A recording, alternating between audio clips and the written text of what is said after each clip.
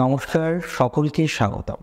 ২০২৪ সালের প্রথম মাস জানুয়ারি মাস নিয়ে আজকে আমরা আলোচনা করব এবং আজকের আলোচনায় যে রাশিটি থাকবে কেন্দ্রবিন্দুতে সেটি হলো মেষ রাশি। দেখুন ২০২৩ আমরা বিভিন্ন রকমভাবে অতিবাহিত করলাম সমস্যা সমাধানের মধ্যে দিয়ে। তবে ২০২৪ নিয়ে আমাদের প্রত্যেকের মনের মধ্যেই অসম্ভব পজিটিভিটি রয়েছে, অসম্ভব প্রত্যাশা বা আশার জন্ম নিয়েছে। ২০২৪-এর জানুয়ারি মাস অত্যাধিক বিশেষ, কারণ জানুয়ারি মাসের একদম প্রথম দিন থেকেই আমরা দেখব বৃহস্পতির সরল গতি।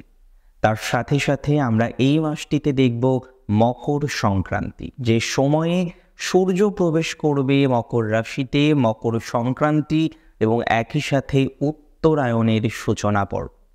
অর্থাৎ জানুয়ারি মাসের ভাইবস কিন্তু অত্যাধিক পজিটিভ হতে চলেছে।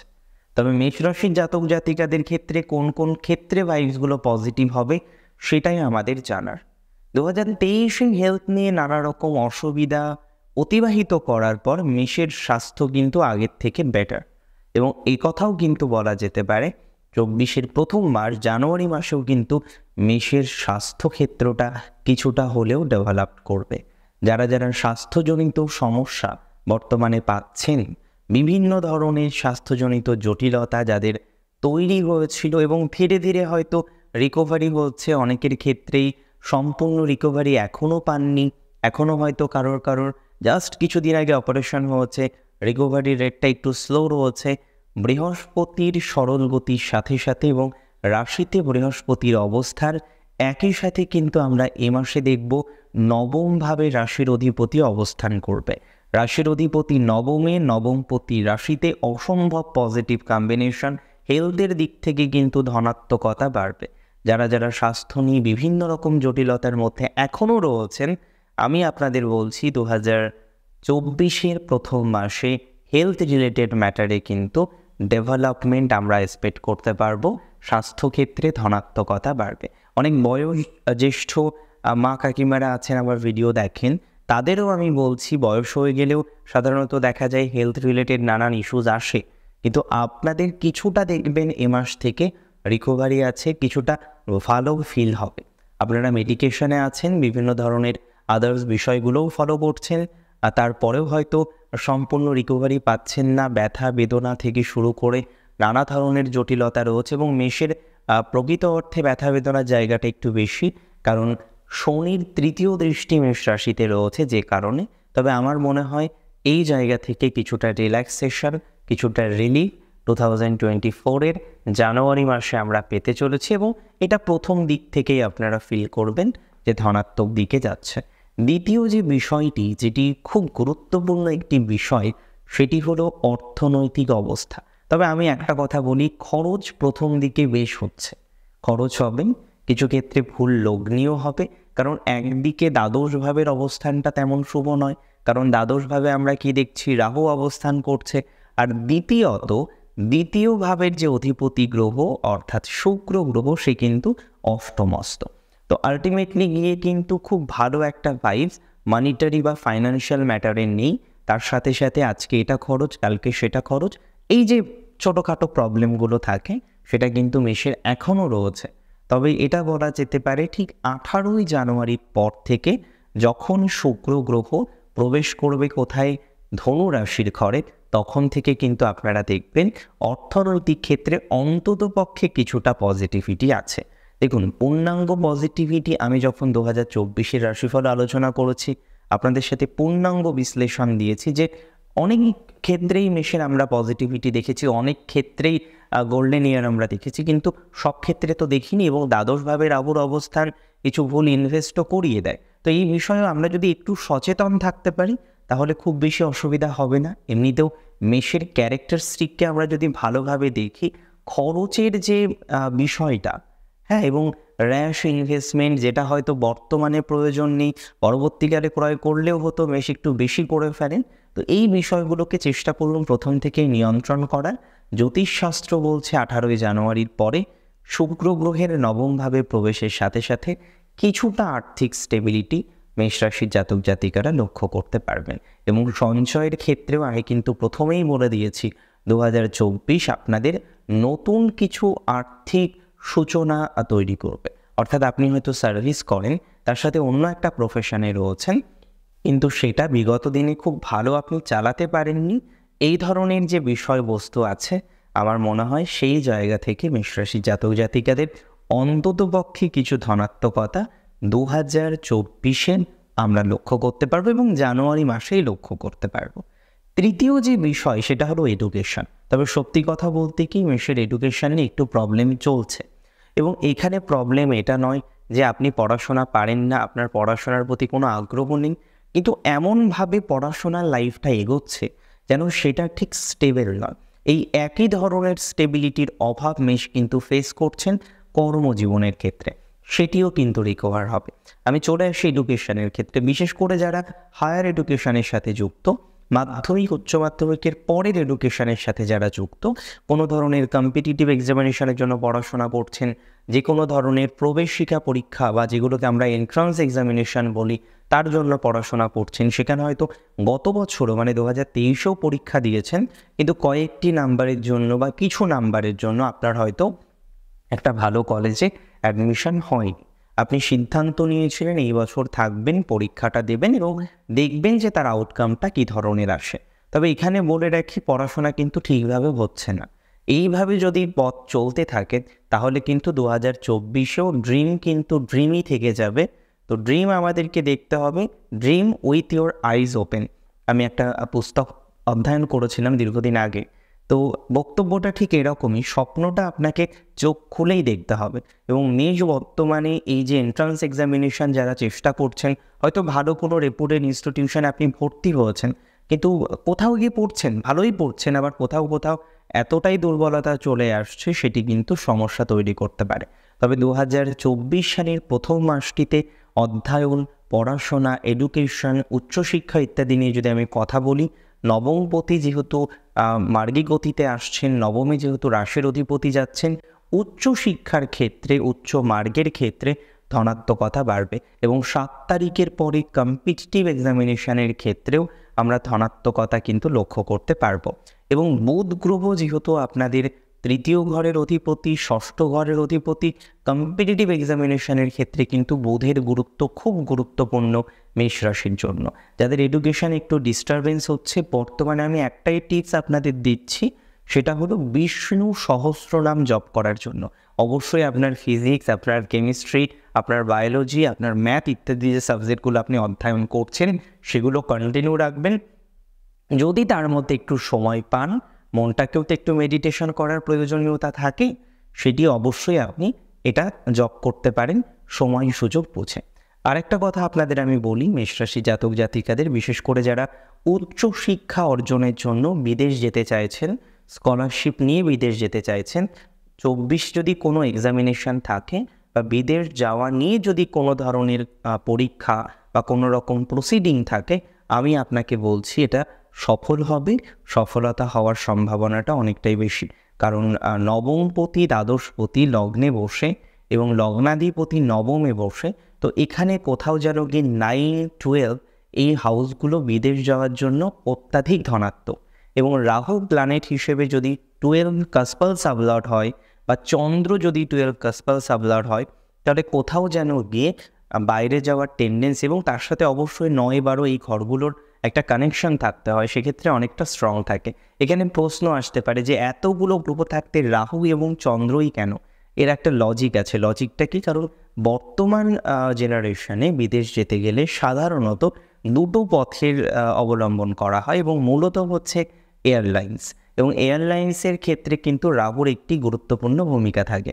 এবং দ্বিতীয় হচ্ছে জলপথ, যেটা পূর্বকালে করা হতো, সেখানে কিন্তু চন্দ্রের একটা ভালো ভাইবস কাজ করে।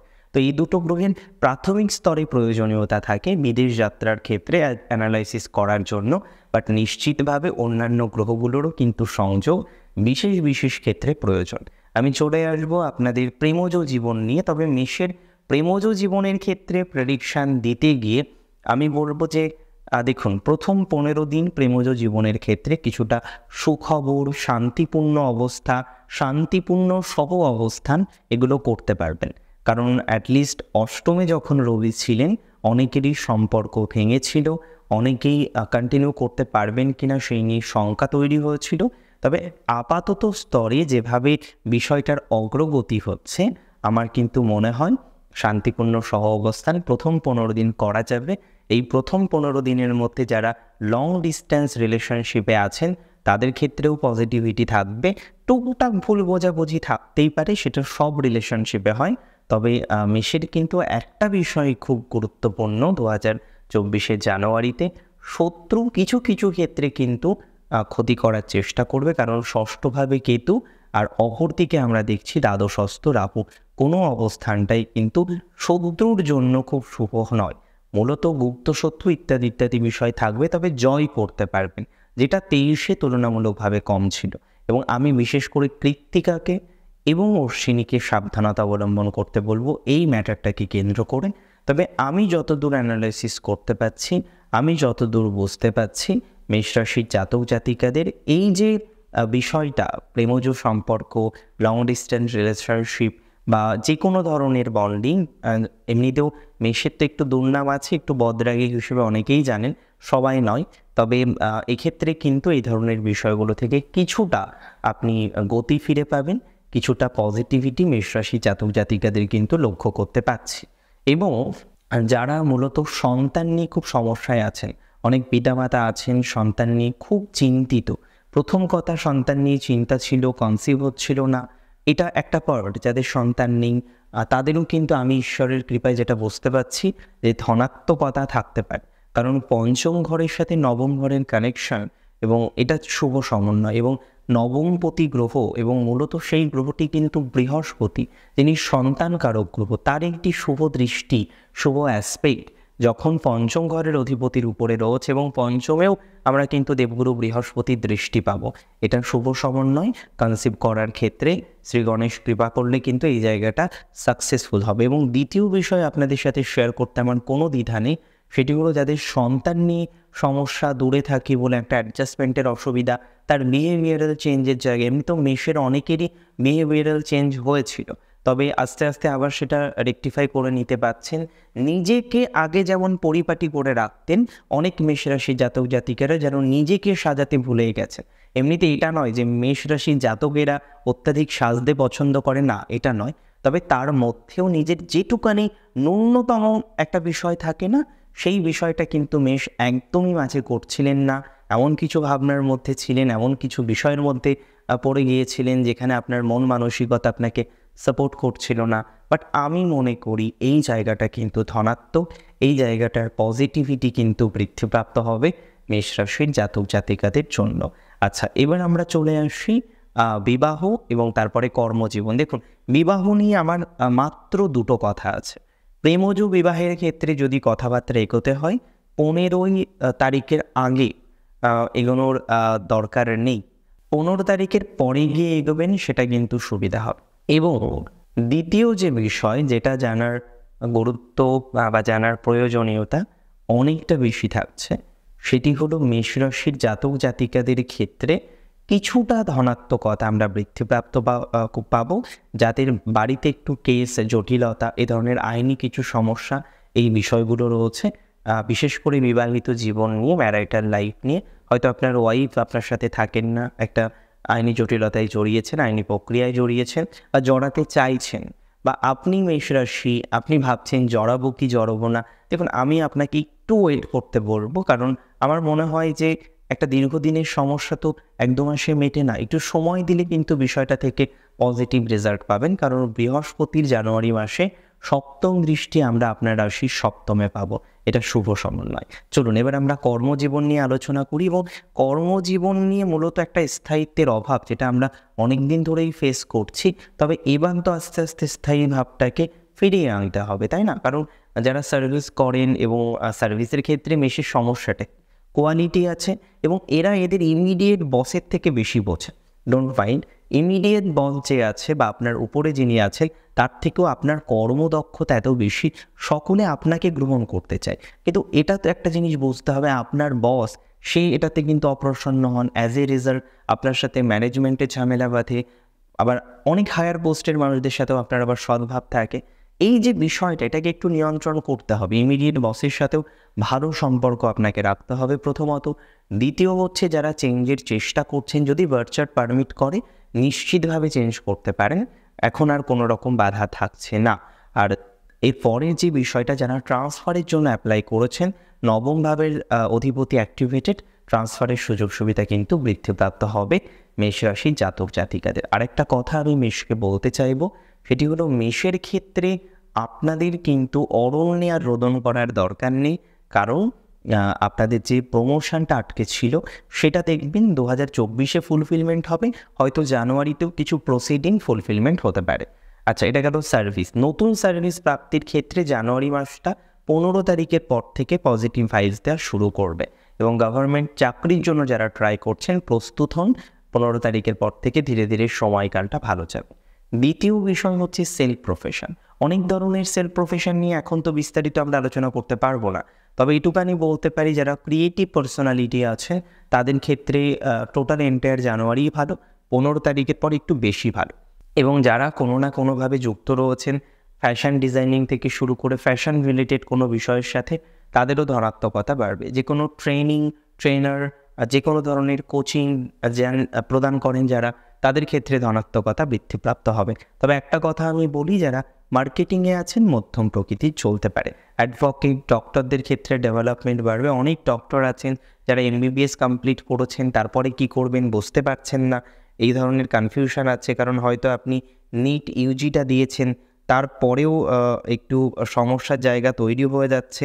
আমার মনে হয় একটু টাইম দিন, এই জায়গাটা ঠিক হবে। আর রইল বাকি হচ্ছে ব্যবসায়ীদের ক্ষেত্রে সপ্তম ভাবটা শুভ। সপ্তম ভাবের শুভ ফল আমরা 18 জানুয়ারি থেকে পাবো, এবং 18 তারিখের পর থেকে আপনার ব্যবসায় ডেভেলপমেন্ট, এবং সপ্তমের তৃতীয় ভাবে সপ্তমপতি অবস্থান করার জন্য ব্যবসায় কিন্তু নতুন যোগাযোগগুলো আসবে। যে যোগাযোগগুলো থেমেছিল, যে কাগজপত্রের ইস্যুসগুলো ছিল, ধীরে ধীরে কিন্তু বেরিয়ে আসতে পারবেন। ওভারঅল 2024-এর জানুয়ারি মেষ রাশির জন্য আমি মনে করি ভালো। এবার বাকিটা করে নেওয়ার দায়িত্বটা আপনার। অবশ্যই রাশিফলের বিষয়গুলোকে বাস্তবিক জীবনে অ্যাপ্লাই করতে হবে, এবং যে যে বিষয়গুলো আপনি উপলব্ধি করলেন তার একটা পূর্ণাঙ্গ রূপরেখা কিন্তু প্রয়োজন। আর দ্বিতীয় বিষয় যেটা, যারা বিদেশে যারা রয়েছেন তাদেরও অনেক প্রশ্ন থাকে, তবে আমি ইনিশিয়ালি বলে রাখলাম যারা বিদেশে রয়েছেন তাদের টাইমিং কিন্তু বেশ কিছু ক্ষেত্রে ভালো চলবে। আমি বোনাস রাশিফল আনবো, তাতে এই বিষয়টা আরেকটু ভালোভাবে কভার করব, এবং তার সাথে নিশ্চিতভাবে নাক্ষত্রিক প্রেডিকশনটা রাখবো। আজকের অনুষ্ঠান এখানেই শেষ করছি। জয় শ্রী গণেশ।